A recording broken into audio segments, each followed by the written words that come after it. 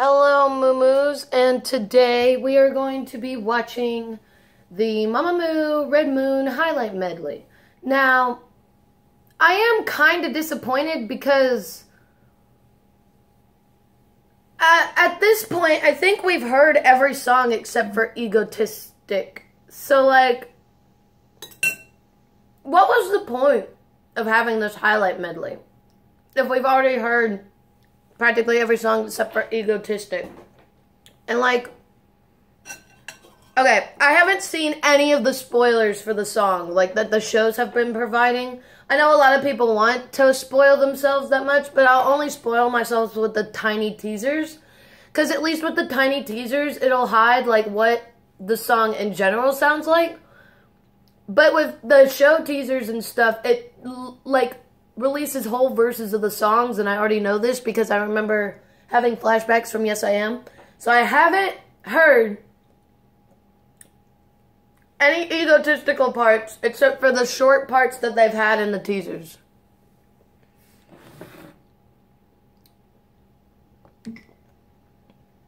So this is going to be interesting because I'm pretty sure we've heard like practically every song on here. And the only thing I'm looking forward to is the visuals. Okay, we haven't heard this song. I think.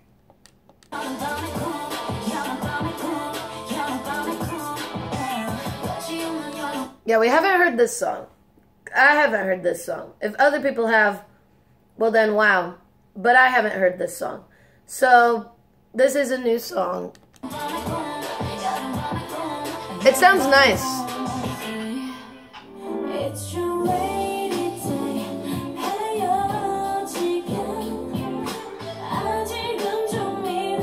Oh my god, Mamamoo looks so pretty right there on the yellow. Ah, bitch! Oh god, the pole dancing. I'm not ready for that. Okay, wait, so was the first one the title track? The first one was the title track. Wait, what?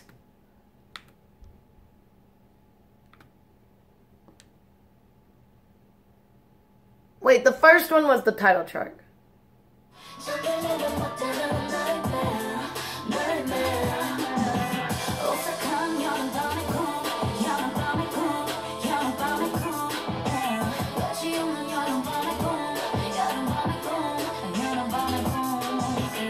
Hang on. There's no way that's the title track. Because that sounds completely different from everything that I've heard so far in the teasers.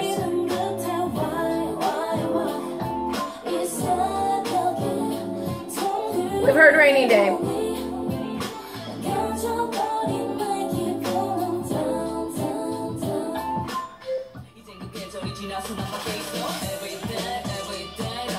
We've heard this one today. It came out today.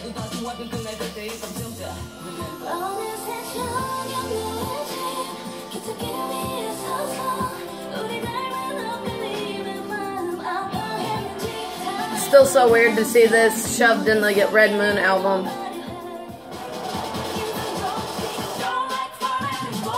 It's Sleep in the Car! Ah! Solar! That outfit. What the fuck? Oh my god, are these all gonna be in the photo book? Yes! Yes! We've been waiting for an audio version. If you ask me how I feel about the song being on this album, I don't like it. On this album. Don't get me wrong. Don't get me wrong. I like it, but I think it's kind of dumb to put a song that was never initially meant for this song, for this album, on this album. Especially when you had a mini album for it. I feel like it's just repackaging something and then putting it in the album. The other songs we've heard, but they were confirmed to be put in the album, so we knew that we were going to get track free in the album. And we knew, well, and we knew that we were going to get We knew that we were going to get the Icarus song, Sky Sky, in the album, and we knew that we were going to get Rainy Day. We knew that we were going to get Sleeping in the Car because it hadn't been released in a studio audio version yet, so I give it a pass. Because we haven't had a studio audio version of that song yet. So I'm fine with that being on the album. But I'm not fine with Selfish being on the album. Because Selfish was promoted for like a completely different album altogether. And I just think it's kind of a ripoff if you put a song that was never meant to be in an album in an album. Like, come on. It doesn't even take that long to write a song. It takes like 1 or 2 days nowadays.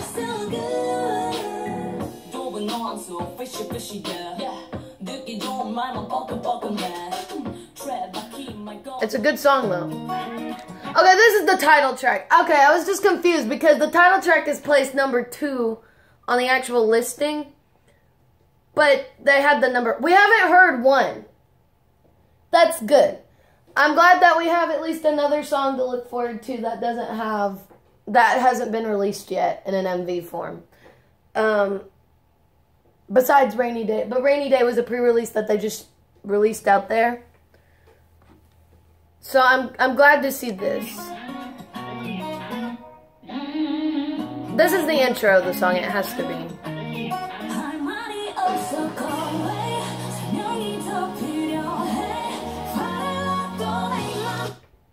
I wasn't expecting Solar's voice to come in.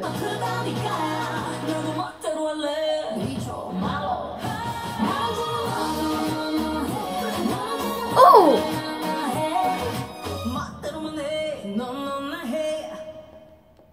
Okay, so what I think they did with the title track is they took the song and like they revealed the parts that they wanted to reveal, but I don't know if it's in that exact order. Cause that seemed like the first one was the intro and it was leading into something, and then like leading into something later on in the song after the intro part, because that's gotta be like the intro part. There's no way they would put that in the middle of the song, in my opinion. I feel like that would be a weird place to put that part. But it seems what they're going for with the title track is they're going very powerful and strong, and I like that. My review on the songs so far. I like track number 1. At first I was like, no, there's no way that track number 1 is in the title track at all, like the sounds and the vibes. But I think I just got confused because like, I forgot that Mamamoo shows their title tracks at the end of these album medleys now. They used to show the title track wherever the title track was placed, but then with Yellow Flower, they started doing the title track at the very end. So now I know to expect that for the other mini albums. I thought for Yellow Flower that was like a one-time thing. But apparently it's not. I like the way that track number 1 sounds, and I'm looking forward to that one. Obviously, I'm looking forward to the main title track, because A, we haven't heard it, and B, it's the title track. Track number 2, Rainy Day, I didn't do a reaction to it just because I'm not a fan of doing audio reactions all the time. I'll do it, you know, if it has like a video, like a lyric video paired with it or whatever. But if it's just the audio, I think it's kind of boring to just sit there and listen to someone, like, listen to the audio unless they're a musician or something like that. Because musicians will pick apart, like, how the song is structured and shit. So I'm not a real fan of, you know, like, watching people react to audios. So in my opinion, that's why I didn't make a reaction to Rainy Day, because it didn't get paired with a music video or anything. But I loved Rainy Day. It was very chill. I loved the vibes. It was very mature. It was very subtle. I like the Sky Sky song, but I feel like putting it in the Red Moon album is a really weird choice, especially when every other song, well, except for Selfish, but every other song seems to be less bright, and it's more focused on being more mature and intense and shit, and dramatic. Like, Sleep in the Car is a very, like, it's not upbeat, it's a very, like, trap hip-hop style song, which I'm glad we're getting an audio version of that. I've watched the fan cams for Sleeping in the Car, and I've been waiting for an audio version. I kind of hope that if any other tracks are pre-released, it would be Sleeping in the Car, but with a cute little, like, MV, kind of like Azagag, or,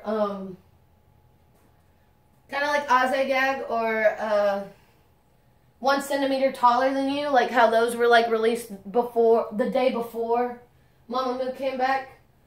But at the same time, as much as I want to see that, I feel like that's not going to happen because RBW has already released, like, an MV for practically every song. But, you know, if they want to release something tomorrow, like a surprise pre-release, I wouldn't mind Sleep in the Car at all. I feel like that would be a cool video to make where, like, they have to sleep in the car and they're having the struggles of idle life. I feel like a lot of people would like that.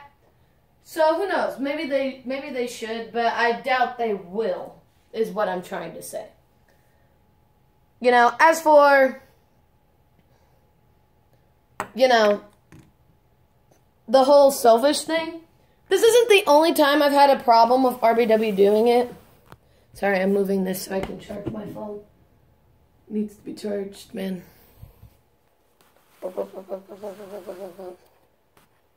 Ignore this, I'm just charging my phone. There we go. It's slightly tilted, but you know what? It's okay. Basically, if we're talking about selfish, it's not the only time that I've ever had a problem with RBW pre-releasing stuff. Like, not pre-releasing stuff, but repackaging songs on an album. The Memory album is my least favorite album, not because of the songs, but because nothing on the album fits together because it all feels like one big repackage. Decal Culmini and Memory kind of fit together because Memory kind of fits because it was around Christmas time and it was a mature Christmas song. It was like super orchestraic and mature and sexy, even though it was a Christmas song. Decal Culmini fit on that album because, you know, it was Decal Culmini. And I didn't mind Madarota being on the album because it fit the theme of the album, and also we didn't have a studio version of it. So like I said, that was okay.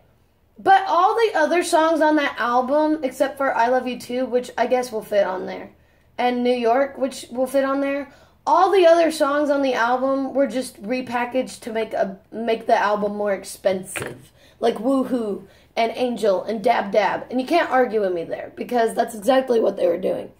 And I feel like it's not fair that the people who spent so much money to get the Kino kit for Moonbyul's Selfish and they got a repack of it. Not a repack, but a restock of it. And then it was all sold out. Like, I get that this is kind of a chance for people to buy Selfish in a way, but they're not buying the Kino kit. And I feel like it's just kind of slimy to put a solo that we heard months ago. Like a solo that was never meant for this album. They never announced that it was going to be a part of this album. They never promoted it as a part of this album.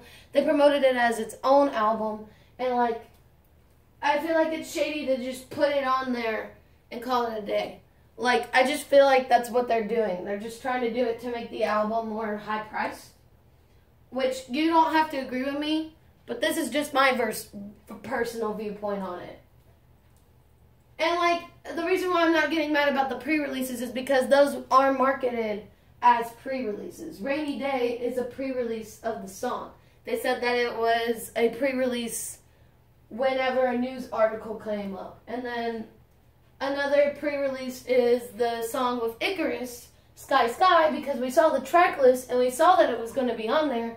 The only thing about Sky Sky was that Icarus wanted to have an MV sponsor for it, and they wanted to have some Nintendo money, because Icarus is a very popular Nintendo franchise thing, and they're coming out with a new game, and they wanted Mamamoo to be a sponsor for the game. So, in my opinion, that was okay too. And whenever it's a concert audio and stuff, like, a lot of people are like, well, that would mean by that logic that they shouldn't repackage the concert stuff. Well, first of all, not every MooMoo sees Mamamoo's concert fan cams or sees Mamamoo in concert. a lot of people avoid those fan cams because they don't really want to either A, spoil themselves, or they just don't like the quality of fan cams. Fan cams aren't for everyone. So to release a studio version on an album that not every MooMoo has heard before, I think is actually a good idea. Because if we never got a studio version of that song, that would be weird. So like when Moonbyul released Worthless, I wasn't surprised that Worthless was going to be on an album in the future. So when I saw Worthless on Purple, I wasn't mad at all. Now you're probably thinking, well, when was the last time they didn't repackage a release? And I would like to sadly say that it is Pink Funky.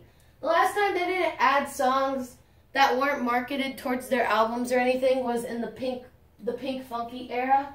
Because they had the pre-release for Aup, but no other songs were released or previewed or anything like that.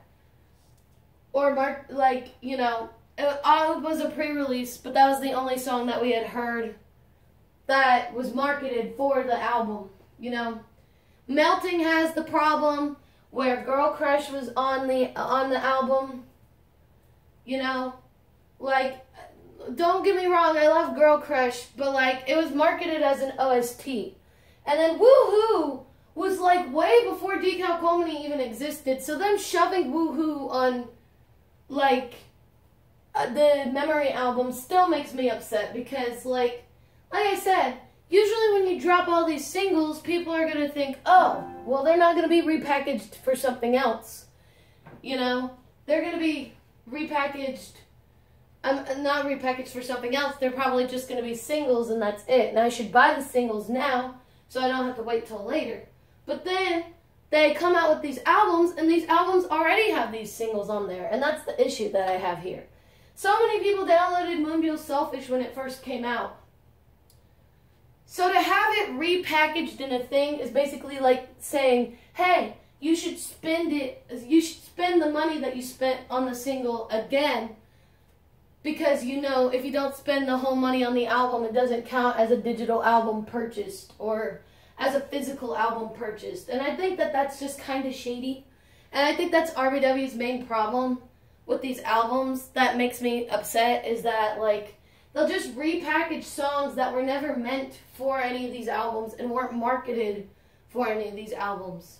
Like, you could say whatever you want, but Dab Dab and Angel weren't marketed as album tracks. They weren't marketed as pre-releases, and they never said that they were pre-releases. They were just strictly marketed as a song that was heard at a concert that was a battle between Rapper Line and Angel Line. And you know, I think a lot of people get mad at me because of it. But I'm like, whatever, dude. Like, it's different if you're releasing singles that come off of an album and you know they're coming off of an album. For example, like Ariana Grande. Ariana Grande's Sweetener album. She's released 3 singles from it. But the singles aren't going to be like separate things from the actual album. Like, if you buy No Tears Left to Cry, you know, if you buy No Tears Left to Cry, you don't have to pay extra for No Tears Left to Cry. It'll already exist in your library. And so will The Light Is Coming, and so will, you know, God Is a Woman. And if you pre-order the album, you're going to get all the tracks anyways. So it's not a marketing scheme, because you're already knowing that when you download it on iTunes, you know, or whatever site, you can pre-order it and get all the songs right away, and it won't be counted as a separate single or some shit like that. And if she releases it again as a single, you know, you're still going to have it. You still paid for it, and it still counts as a song that you bought. If you want to repurchase the single, that's just your choice, and that's what you want to do. But not everyone has to do that. That's the thing. You know, but with stuff like this, they'll have the album in a category, and it won't count you as purchasing the song digitally unless you're on iTunes. You have to repurchase the whole album again if you want it to count as one album credit. And I think that that's just pretty stupid. And like, then a lot of people buy physical K-pop albums. So, even if they aren't trying to pay for Selfish, they are paying for Selfish, as in, like, the song. Not Selfish Desires, which Mamamoo doesn't have, but I think RBW has, in my opinion, at points. So I don't know. Like it's just one song, so I'm not that mad, but I am a little bit upset that there are so many pre-releases for this album. Just a little bit. One thing that I always liked about K-pop is that there would only be like one pre-release or some shit before the actual album came out, or just the title track before the actual album came out. So like you could listen to the album, you know, with free, you know, will, and you wouldn't know practically anything. But RBW does the complete opposite. And it's just not my cup of tea. You can think otherwise, but it's just not my cup of tea. I'm not saying Selfish is a bad song, but I just don't think it fits the vibes of this album. And neither does Sky, Sky, Sky, but at least Sky, Sky, Sky was kind of marketed towards being a part of this album in a way. So yeah, I hope you enjoyed, and I'll see you in the next one. Bye!